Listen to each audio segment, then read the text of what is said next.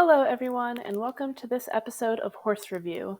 Today I will be discussing the English Thoroughbred. Like always, we'll start with our grid. Here, the height of the grid from the ground to the wither is equal to the length of the grid.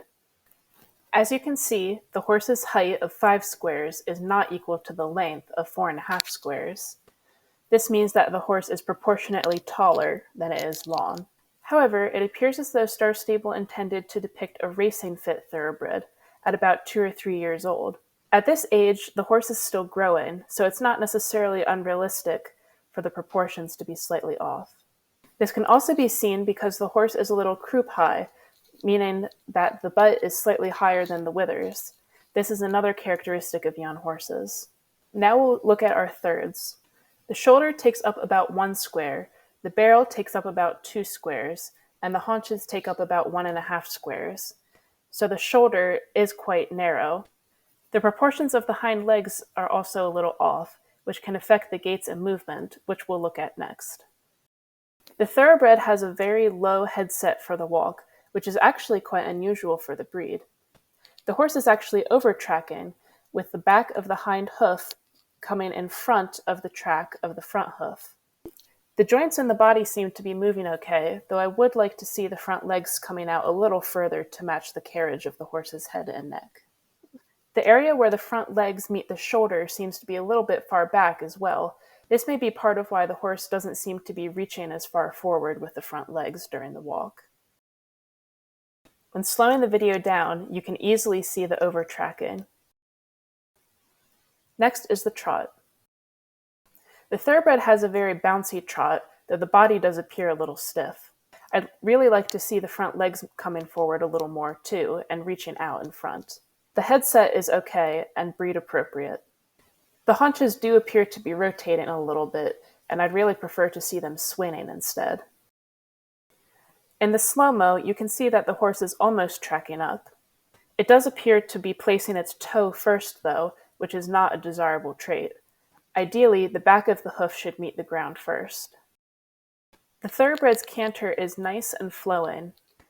It has a good stride, and overall the movement looks put together quite well. I would like to see the front left leg coming forward a little bit more, but overall it's not bad.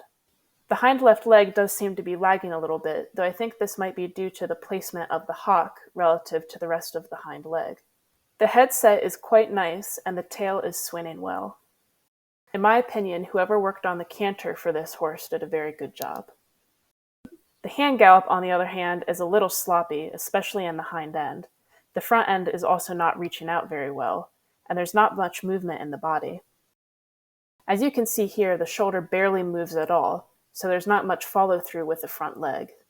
The proportions of the hind legs also make the hind end look a little awkward in this gait. The gallop is a little too fast to judge at full speed, so we'll slow it down. The horse is stretching a little better in front, though I would like to see a little more reach considering it's a thoroughbred. The hind end is a little messy again, rotating and clipping into the barrel. The legs in the back look awkward at this gait too, though again, I think that might be due to the proportions of the model. The rear is okay, though the striking out is a little unrealistic in my opinion.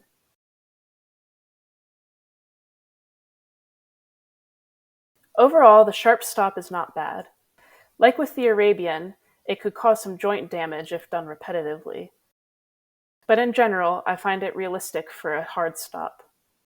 The canter jump is quite awkward, with the front legs not really knowing what they're doing. The hind end also lags a little and is a little awkward coming out of the jump. The hand gallop jump is a little bit better, with the front legs actually being placed somewhat correctly. The hind legs still aren't coming up underneath the horse very well though.